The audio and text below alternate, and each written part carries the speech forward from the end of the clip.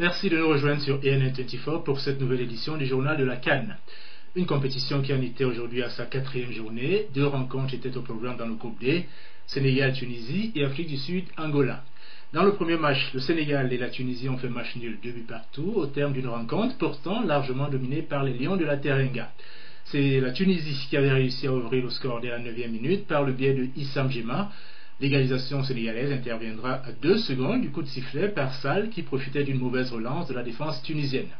La première mi-temps se termine donc sur ce score de parité de 1 but partout. La seconde période démarre sur les chapeaux de roue pour les Sénégalais qui multiplient les occasions de but. El Hadji Diouf, Diomansi Kamara et Mamadou Niang multiplient aussi des occasions ratées. C'est finalement Diomansi Kamara, le joueur de Fulham, qui finira par trouver la faille à la 66e minute suite à un cafouillage dans la défense tunisienne. Le Sénégal mène alors par 2 buts à 1, mais ne parviendra pas à tenir ce score, la Tunisie réussissant à égaliser contre le cours du jeu à 8 minutes de la fin du temps réglementaire par Traoui, le joueur de l'Étoile du Sahel. Ce premier résultat nul, depuis le début de la compétition, ne favorise aucune des deux équipes qui devront aller chercher leur qualification face à l'Afrique du Sud et à l'Angola. Afrique du Sud-Angola, c'était justement la deuxième rencontre programmée dans le groupe D.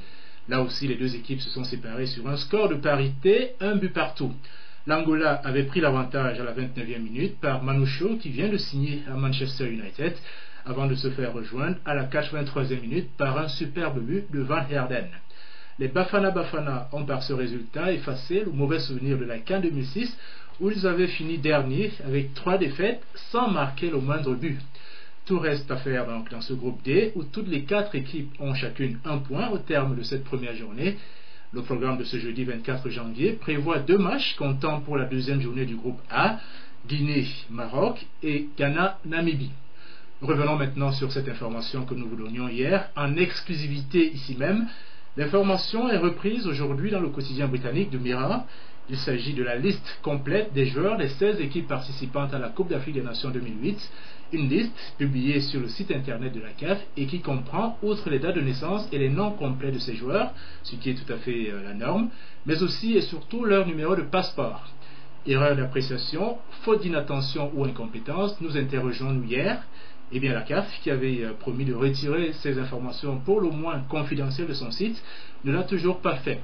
Cette fois, le doute n'est donc plus permis, nous pouvons bel et bien parler au mieux de négligence et au pire d'incompétence de la part de la Confédération africaine de football. Si vous voulez réagir sur ce sujet et sur bien d'autres, rendez-vous sur notre site internet www.enn24.com. Voilà, ainsi se referme cette 4e édition du journal de la CAN. Merci de nous avoir suivis.